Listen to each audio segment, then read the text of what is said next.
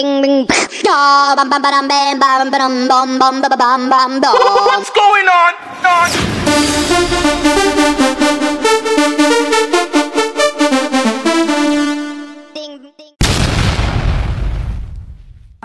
Welcome to Carlitos! Ang mga pala si Al, Jermaine. Mga pala si Ken, Surveyman. Ako si Carl, Carlito. Ako si Em. Ano ko doon? At pag-uusapan natin ang crime prevention through environmental design ng Binyan City Hall.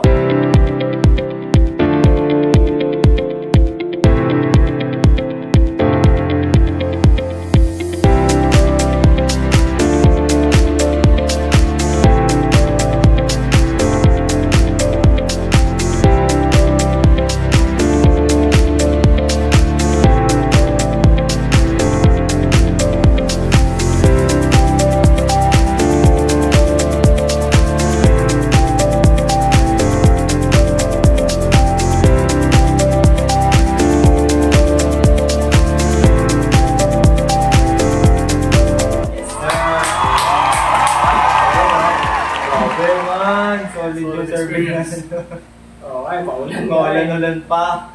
Laos na ulan kanina, biyahe pa ako malayo. Oh, layo. Kawawa naman ako. Kawawa. Because the respondents are so approachable. Sir, 10 out of 10 siya guys. Napaka-approachable nila lahat. May ibang semi taray, pero good shit naman yung mga natin, na-interview natin. So yun. So para saan ba yung survey na ginanap? No? So ito po ay para sa, kaya ng sinabi kanina, crime prevention through environmental design ng Binyan City Hall. And we prepared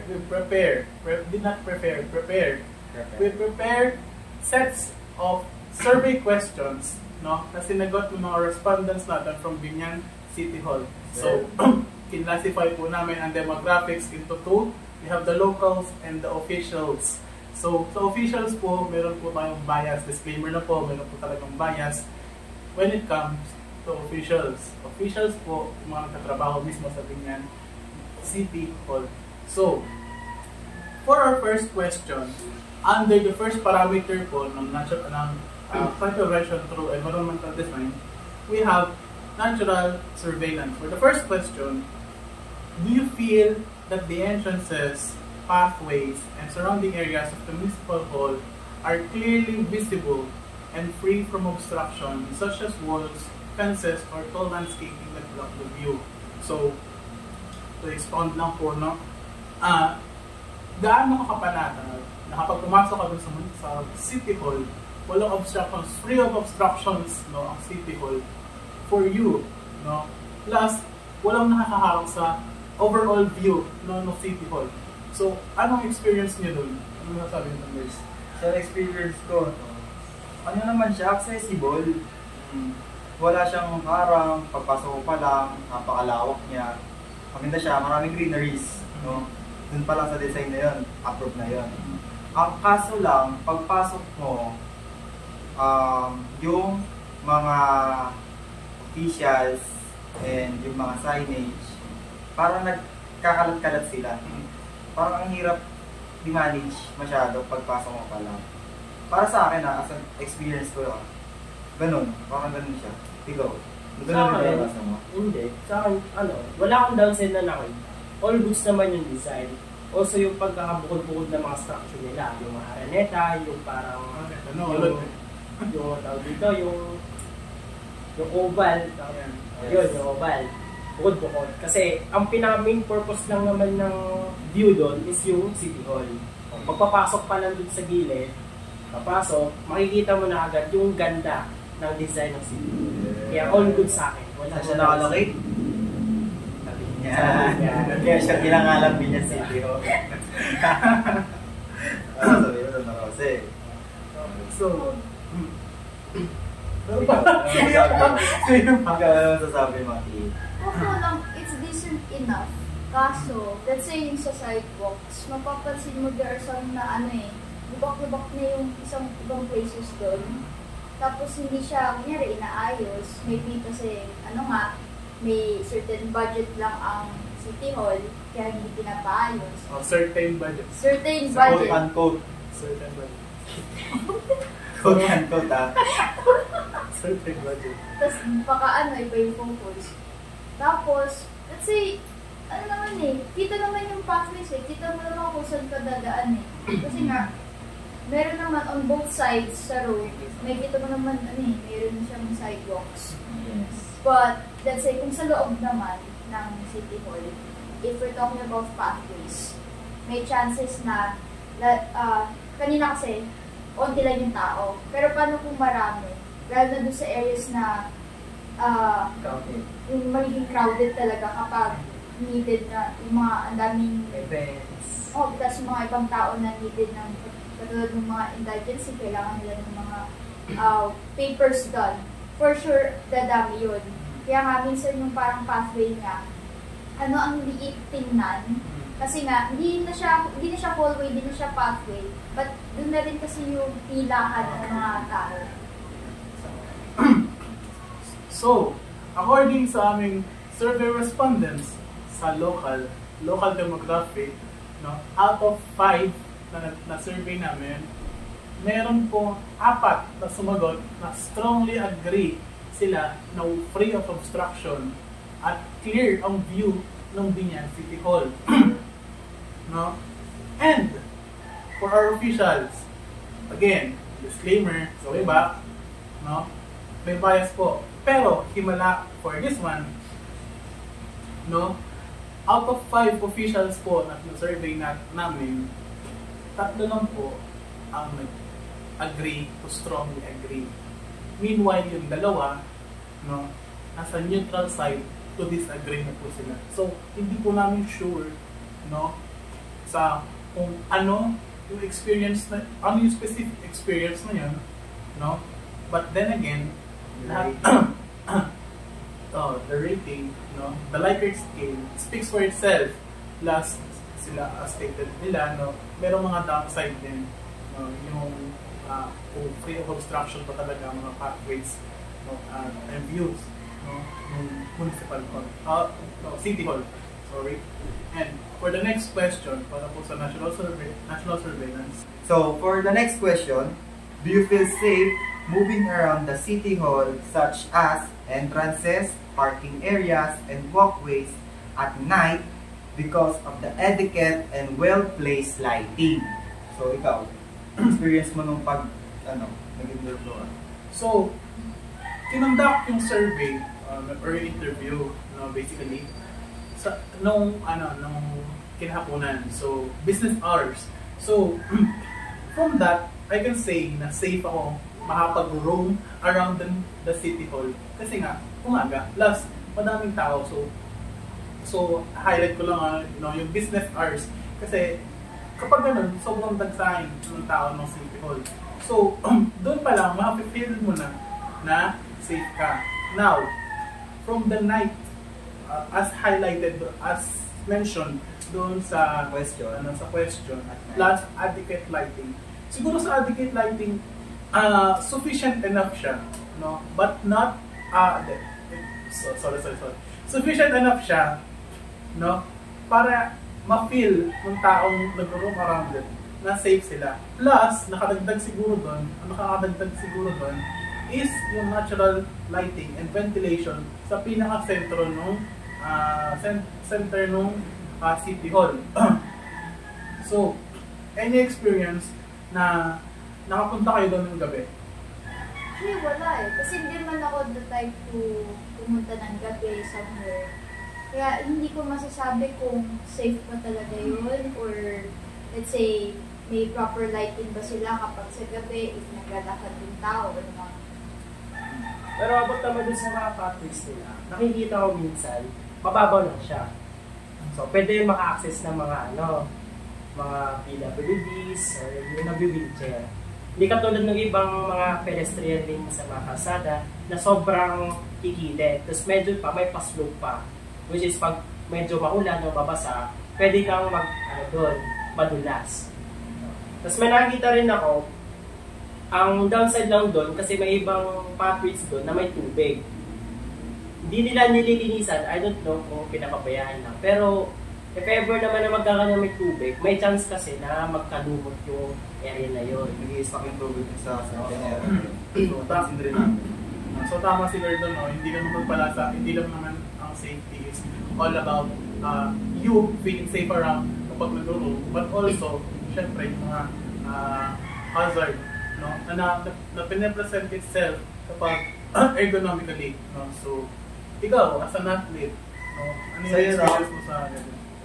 Sabi sa tanong, no, yung at night, yung experience mo sa City Hall na yun, kagabi, as an athlete ng Binyan, no, nadadaanan ko yung City Hall pag may training ako ng gabi. Kasi yung oval, katabi lang ng City Hall. And inaabot yung training ko minsan ng 7, ng 8 p.m. So, experience ko doon is, safe naman siya around dun sa City Hall.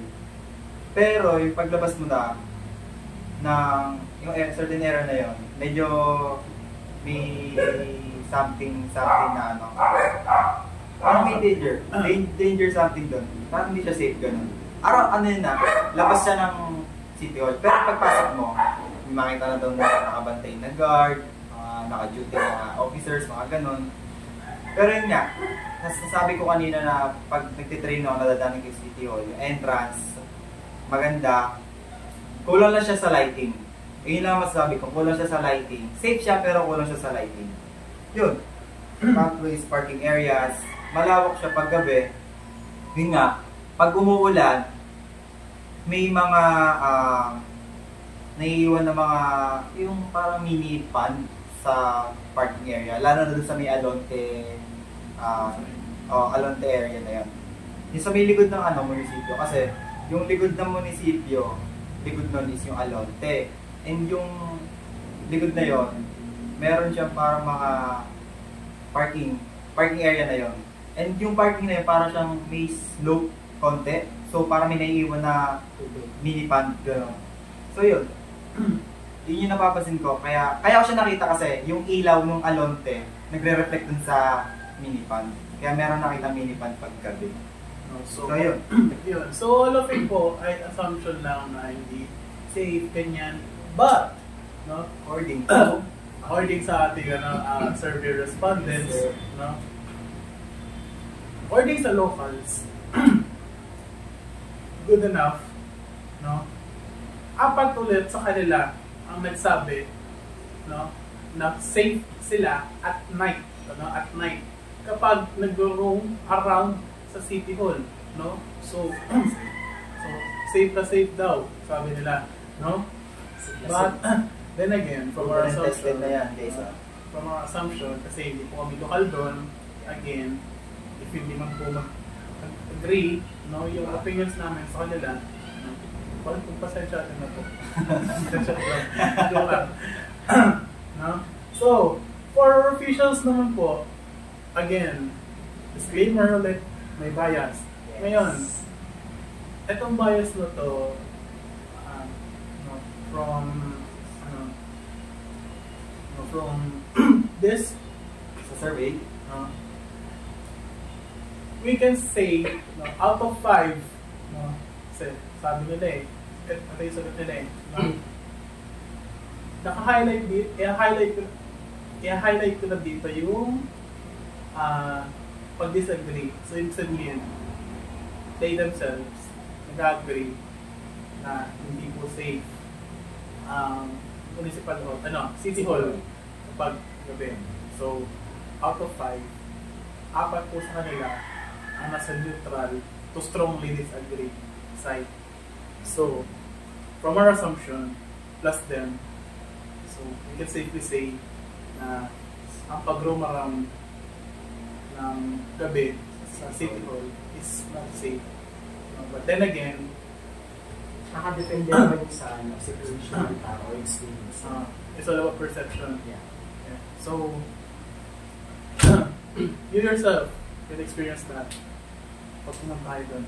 So, ayun pala. Bisita na kayo sa Binyan City. Bisita na kayo sa Binyan City. Naggabi Gabi. para maranasan nyo. Safe. Kayo magsabi sa amin kung safe or napag nyo Pero lang. yun nga, as ginagawa namin itong survey na to. Yun, as experience ko lang, safe siya.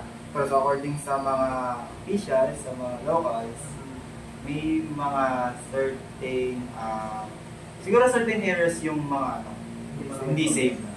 Siguro yung sinasabi nilang hindi safe na areas is labas na talaga ng munisipyo. Pero experience ko kasi pag tatakbo ko nun, nagro-roam around ako dun sa munisipyo safe naman siya Kasi ang dami talagang naka-duty na officials. So yun. So tayo ang topic natin is crime prevention. So prevention is better than cure. Yes. So, tungo naman tayo sa third question. And then, third question. Yes. Yes. So next parameter na po tayo ng crime prevention through environmental design, which is natural access.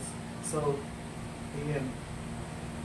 So first question, do you feel that the sidewalks, crossings, parking areas, and pathways around the City Hall are safe, well-lit, and accessible for all users, including pedestrians, cyclists, and people with disabilities? For me about dun sa cyclists, wala akong nakikitang bike lane dun sa City Hall, which is yun yung kulang. Actually, meron siya Meron siya dati. Hindi, sa ngayon rin meron. Pero hindi siya nagagamit kasi yung parang naka-divide na bicycle lane na yun. Parang naka na siya, nakalagay sa parking area. Parang hinarangan ng parking area, so hindi nagagamit ng mga cyclista gano'n.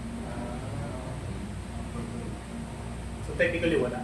Technically walang bike lane. Pero sa pathways naman, all goods, kagaya ng sinabi ko kanina about dun sa safe ba yung nila, dun sa question yun, Sa pangalawang question ng natural surveillance, okay naman siya yung pathways, all goods, yung mga PWDs, okay lang, pwede mga daan na maayos. And also, nagustuhan ko dun sa City Hall is yung paano nila yung tawag dito. Pag-entrance ng mga PWDs sa City Hall, anong tawag din sa ramp nila, kahit sobrang sobrang haba nun, at least natutulungan nun yung mga taong nag-wheelchair. Nakaka-akit sila ng safe nun. So, yun nga. Sobrang kailangan yun.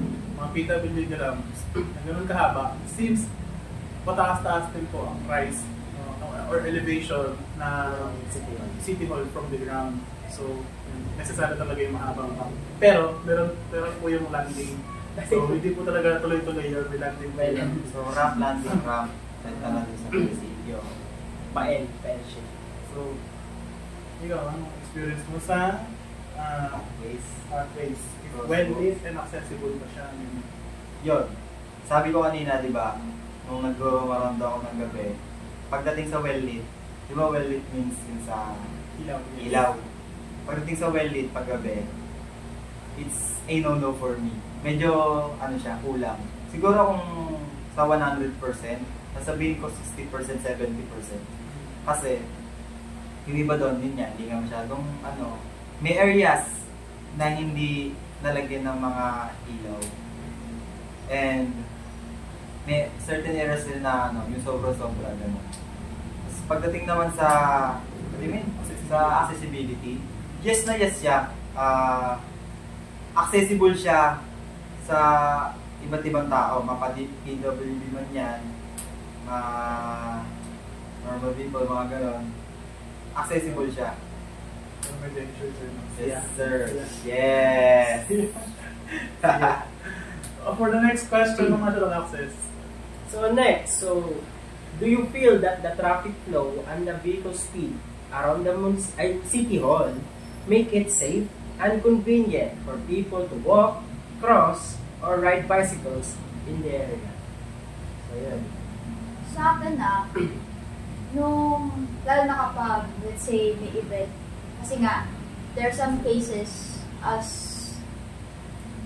an INP, Meron kasing ano dyan eh, minsan may ginagawang events around sa City Hall wherein ang daming tao. Tapos minsan kasi, hindi lang kami yung may event, may iba rin na may event rin sila. Minsan may graduation, minsan may, let's say, sports event, to the point na dun yung nagkakaroon ng traffic. Tapos, minsan pa nga, di mo alam kung kailan ka dadaan kasi nga, ayaw nila magbigayan. Ganun kapag gusto may event. Pero let's say kung hindi naman siya busy or crowded, okay lang. Madalas pa nga parang walang coaching na daan. It's like, let's say, 1 to 5 cars per, let's say, 30 minutes, ganon. So, hindi talaga siya technically ganun ka-traffic. Tapos, hindi naman ganun kabilis kasi nga, full of facilities doon. So, they regulate the speed limit of cars and other vehicles. Kasi nga, safety ang priority dyan around the City Hall. Yes. Mamanage naman nila yun. So, yun, according sa survey.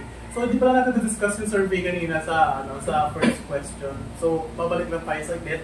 So, according sa mga locals, most of them, 5 out of 5, ang nagsasabi na agree sila na safe at accessible, accessible ang mga sidewalks, crossings, and parkings.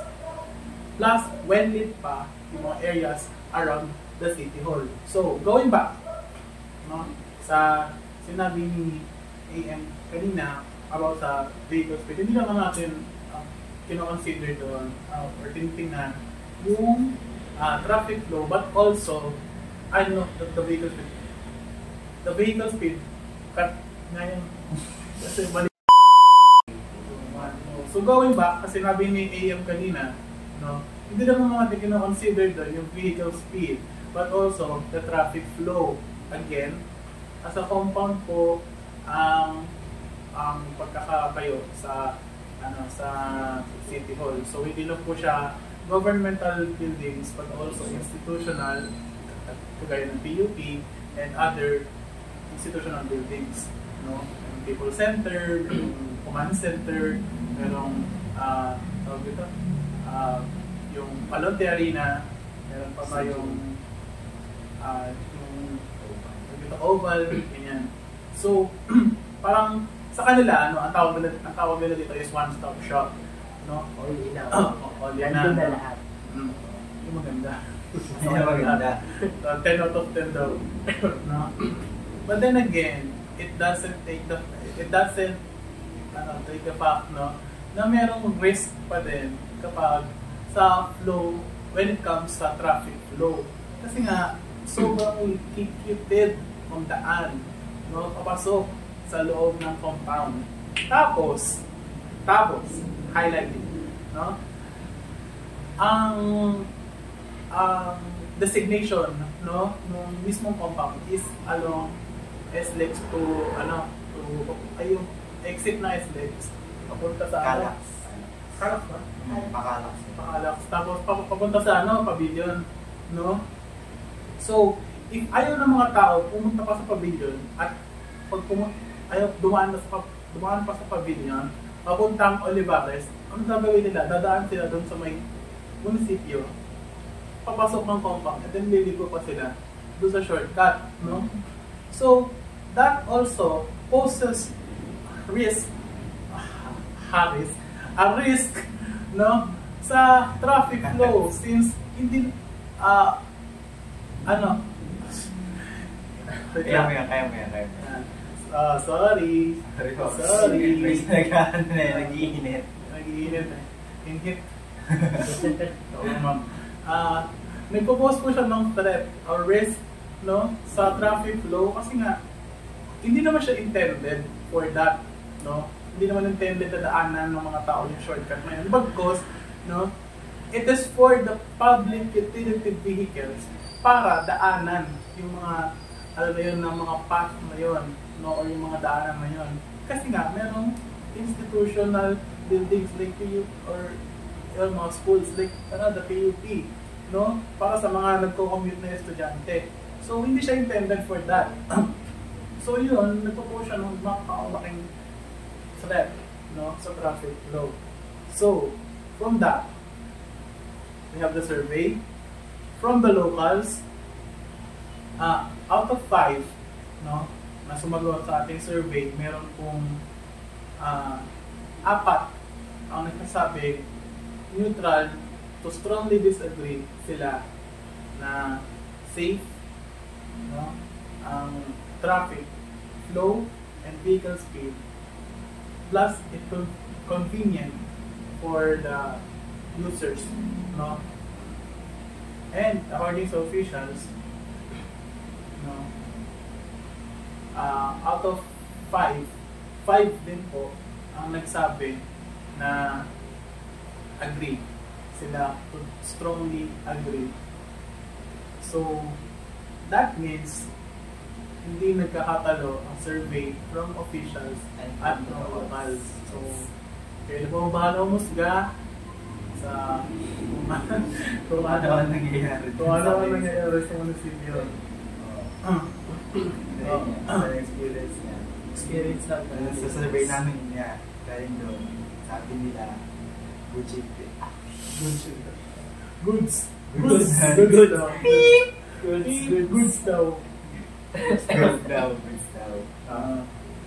So, para lang pala, no, itong mga officials na to, mostly ng makamang namin for this type ng question is security guard na naka-overlooking or nag-overlook sa traffic flow. So, if may bias man, you will get it.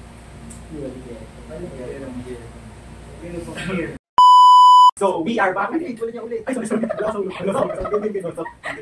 2, 1. So, we are back again, guys. So, ito na po yung continuation ng ating podcast. Nag-short break lang kami kasi mga gutom ng ating mga kasama. Kasi, yun, very, very short lang yun. So, yun, no?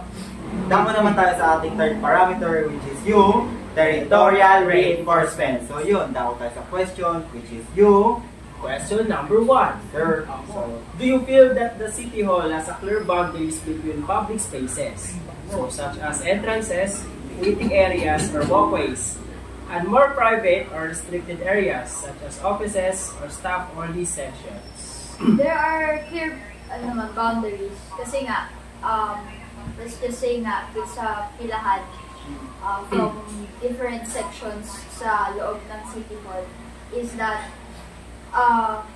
hindi technically mapapakialam for staff only with the pilahan for yung mga tao. Kasi may barrier, so may technically may glass, so hindi talaga siya mapapakialam, hindi madidisturb, walang mapapakialam na gamit from the staff. And not only that, may problem which is they have lesser signage wherein it's quite a problem, lalo na let's say hindi alam ng mga tao or let's say new workers kung saan nakapwesto ang public spaces with the private spaces. Yung isang problema dun yung parang papasok ka pa lang ng munisipyo.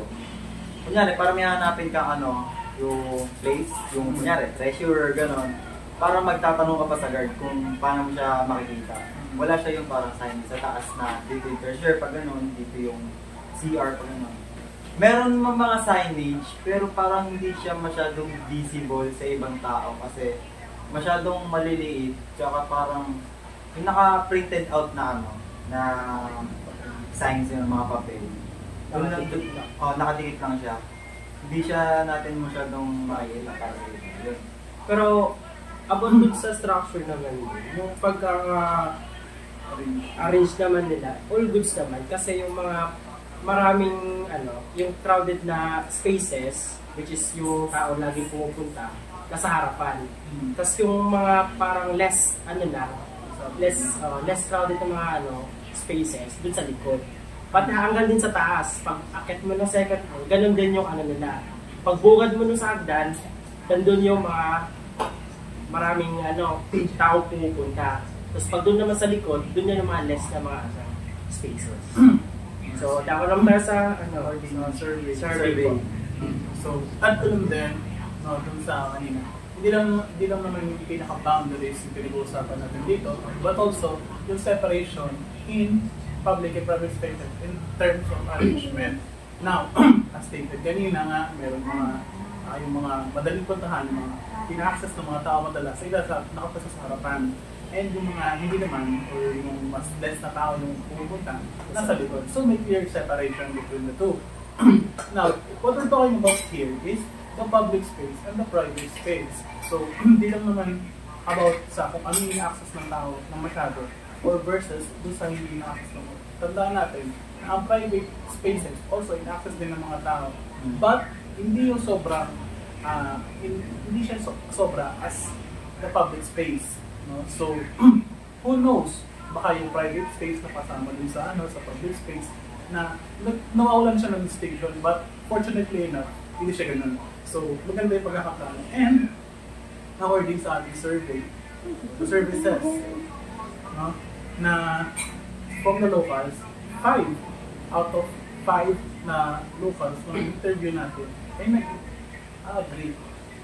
Neutral to agree sa na merong clear separation between private and public space, no?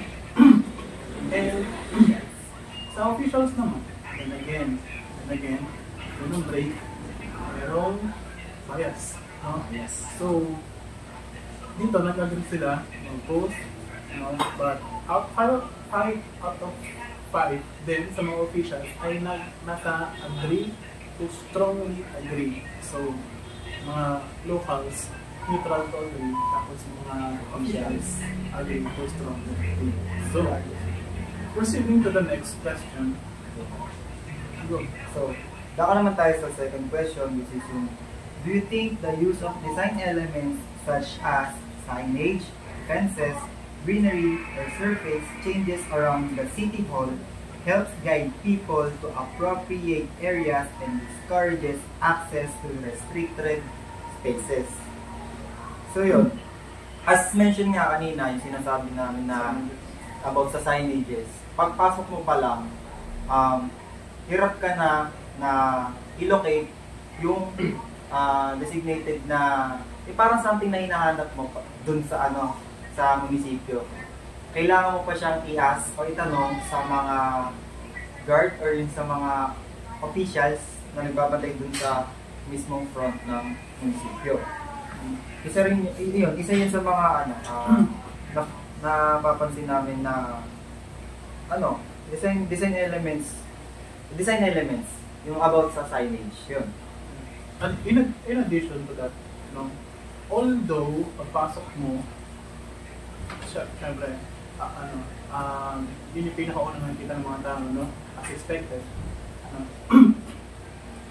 yung mga signage was for the first sa mga nasa pinakaharapan ng yung mga signage was big enough pero pagpasok ko kasi doon na nagkakaroon ng conflict na hirapan ka na maghanap ng mga spaces, no, due to siyempre yung mga maliliit na signage, yung mga signage na nakaprint na sa papel, plus yung mga signage na nabasa ng ulan, no, kasi nga may open part doon sa gitna ng City Hall, so may open area siya din sa loob. So other than that, syempre may mga spaces na indistinctive, no, gawa ng mga walang signage. So yun. Any addition to that? Sa mga signage, sa mga fences, greeneries, gano'n. Sa mga greeneries. Yung greeneries naman nila, about dun sa parang open area, maganda naman siya. Pero wala siyang parang, ang sinasabi sa question is, parang guide ng tao. Hindi naman siya actually guide, parang design lang naman yun. So wala yung For me, hindi lang siya basta design. Mas malaki siyang tulong. Kasi nga, isa ventilation, natural ventilation yun. So parang mas nakakatulong sa atin. Hindi lang sa public, sa mga nagtatrabaho din sa munisipyo. So malaking tulong din yung open spaces.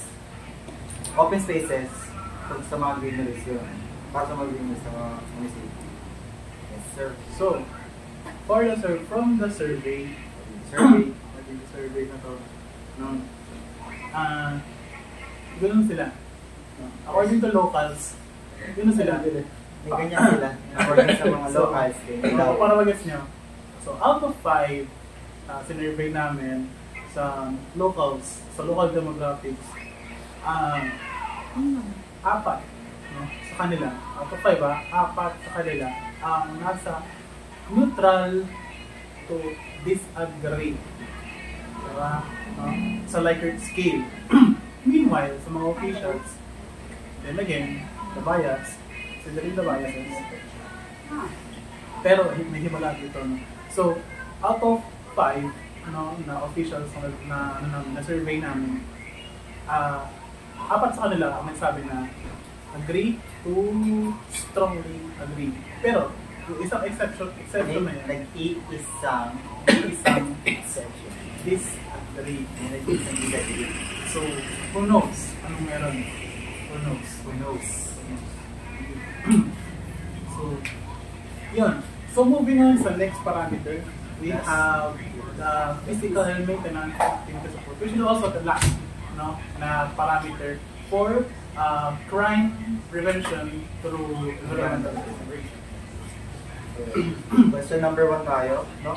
Do you feel that the City Hall and its surrounding spaces are well maintained, clean, and visually attractive for visitors and the community? For my experience naman, is kung sa nagawa namin interview kanina, ay next hapon, it's well maintained naman. Wala kang makikita parang kalat na basura, or any like kalat na mga chichirya. Kasi may designated area naman doon which is recycle bin na siguro yung mga tao doon well learned na nila na doon tinatapon talaga. And also may mga naman din, mga cleaners naman din na nagbabantay ng area. And even na pag may nakita silang kalat, nililinisan nila agad yun. So yeah, it's very well maintained na City Hall. Maganda. Any addition? Actually, it's true na well maintained. But if we're talking about, let's say, not only sa loob ng City Hall, but also outside, malinis as in. Kaso, there are some cases baka, hindi lang sa visual ng mga tao doon when it comes to cleanliness, but also sa mga roads na dapat na maintain nila. Kasi nga, as I've said earlier, na there are places sa surroundings ng munisipyo is may mga parang puddle of water. Kasi hindi na maintain or hindi naayos or hindi siya nare-regulate yung pag-ayos na, let's say, ng parking, ng kalsada. Kaya, there are times na hindi mo mababasa ka na lang kasi nga may dumaan na kotse dahil kasi may tubig dun sa may kalsada, parang puddle. Tapos naglalakad ka lang sa sidewalk. So, nakaka-change rin yun ng view or perspective ng tao on the said location. Sabihin nila, dami mo bukas mo. Ang bago-bago. Ang ngipin mo, bago-bago. Ang pangit. So yun, according sa survey natin. So according to survey under the PMAS, which is yung Physical Maintenance and Activity Support, from the locals, dito, 3 out of 5 ang nagsabi na they agree with it. 2 neutral to strongly disagree. Meanwhile, for the officials, biases or considering the biases, lahat po sila out of 5 ay nasa strongly agree na sa Likert scale. So that means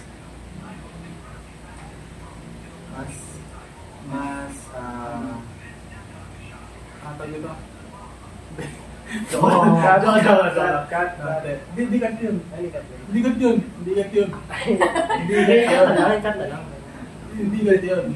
Ay na, According to survey. Nakatuloy ito ah.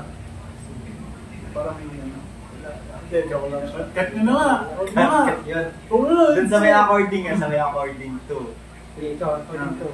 So, according to the survey, So, tatlo po sa mga local na na-survey natin, no, local respondents natin, ang nagsabi na they agree, no, with the statement na ang City Hall is well-maintained and visually attractive, while dalawa naman ang nasa neutral to strongly disagree side. Meanwhile, sa official naman, sa mga official respondents natin, or officials na respondents, lahat po sila out of 5 ay nasa strongly agree to agree na side. Which means, no, na if ano talaga evident talaga yung biases. Kasi from their perspective, laging malinis kasi meron silang mga sariling janitors. Especially doon sa sa new building, which is the Gusaling Batasan. No? So meron silang for the mga officers ng mga pansihal, meron talaga specific na janitor for that, no? Sa buong building, and so also sa mga kanya-kanyang services, ganyan. So evident po talaga ang biases, so hindi po natin may-eliminate. If may nanonood man, pasensya na po yung mga in-observe namin. If may nanonood po kami, please, huwag na po kami scan. Ano lang po, It's according to our survey. It's according to our survey. Namin. Experiences din. Experiences din. Pero, from our experience naman, sobrang linis. Sobrang safe. It's a 9 out of 10. Sobrang ganda. Walang imperfection. Yeah. So, for the next and the last question for the physical maintenance and activity support.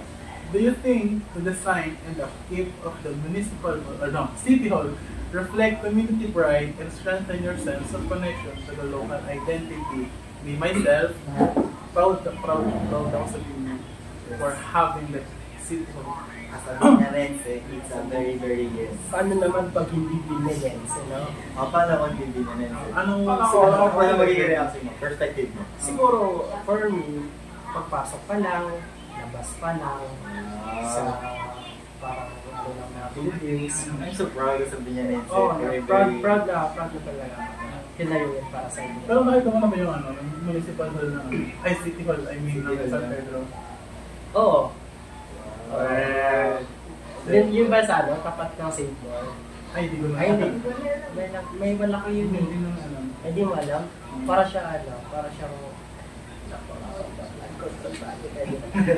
Oo, hindi ka sabi. I-blur mo yun. I-blur mo yun, ha? Maganda yun, ha? Maganda yun, friends. Kaya hindi pa tapos yun. Maganda. So, nakaka-proud na sa Binyanense. Yes. Also, yung mural doon. So, if makita nyo yung mural. That's something to check out. Yung parang pag-carve nila ng Yung sa kahoy. Pagpasok mo pa lang, makikita mo agad yung yes. Artistic. Yun talaga pinaka-point of view na nakita ko. Yes. Very unique. Sa ganyan na. Si Hewan style recorder sa gitna. Yes. So yun, according sa survey. Pero according sa survey, siyempre, dapat na tayo nakabase sa survey. Kaya ako na survey. Survey test. Bias. So, sa locals po, ang sabi nila ay yes. Yes, sir. Yes, sila. Nasa 4 out of 5 na local na respondents natin sinabi na agree sila na ang City Hall natin, ang City Hall ng Binyan City, reflect community pride, and strengthen their sense of connection and local identity. Now, how about the officials? Siyempre, alam mo natin na sagot yan. All out of 5, sila po ay nasa agree to strongly agree. Yes. Di ba ba yun para sa mga officials natin? So, yan. So, sobrang gandang-ganda sila. Ako namin gandang-ganda. Ang gandang-ganda. Ganun ka ta, gandang-ganda. Pinabawi mo namin ang sinasabi namin kanina. Hindi, joke lang po. So, yun o. So, for the next part, we're gonna give our conclusion statement about sa crime prevention through environmental design, sorry. So for our conclusion, for me, in relation sa CPTED ng Binyan City Hall, for me, it's safe and well-maintained, and also, it is something to be proud of as a Binyanense. No? So, nakaka-proud lang na mayroong ganon na municipality dito sa Binyan. No? For you. Ano masasabi mo pa? For me, if we're going to base it on the crime prevention through environmental design, I feel like, yun na, as Jermaine said, it's safe. But, ayun na, hindi naman lahat ng places natin is like 100% safe. Parang ano lang, parang sa safeguard, hindi naman fully safe, hindi naman 100% safe ang safe. Parang natitirang 1%. 99.9 lang. But still, they're aware, pati na rin sa mga other establishments around the City Hall, na they are aware and also alert in times of need. Yes. Tapos, ayun nga, if kung i-base siya sa, for me, ano yun eh, and also for other people, maganda na, pero gaganda pa. Yes. May improvement pa. Kaya proud na proud ako sa Binyanense, man. And syempre, to conclude her statements, no? Based on the surveys, no? Lahat naman sila nag-agree, no, na safe, no, well-maintained, and well-maintained, safe, visually attractive, ganyan, ang ganda ng pagkakagawa, ganyan, ang ganda ng placement ng ganito, ganyan, placement ng spaces, ganyan, no? Visibility, accessibility, all in all, no? But in terms of crime prevention, no, safe isn't enough, no? Being safe isn't enough, no? Yung maramdaman mo na safe doon sa buong building na yun, that's not enough, no? It's better na aware ka, no? Na aware ka na merong risk, no? Or merong potential harm na mangyayari sa'yo when you're roaming around that area, no? Not no? Plus, also, yung existence pala, no? Yung mga kalapit na command center, yung police, yung police station, yun, mga ganun, no? So, needless to say, I can say, no? It's not 100%. It's not 100% safe, no? But again, safety is all on us, no? Then again, no, as designer, responsibility natin na maramdaman ng mga tao nandoon sa environment na ginawa natin or yung built environment na safe sila, no? Without thinking too much of their safety on their own, no? So, yun, and definitely the City Hall is something to be proud of. Yes. So, yun lang po for this podcast. All resources po ay makikita nyo sa baba or makikita nyo sa links na ipoprovide namin.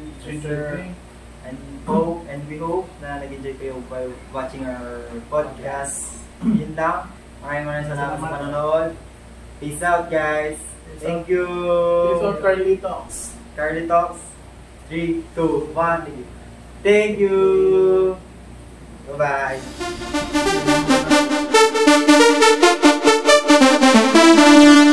Ding ding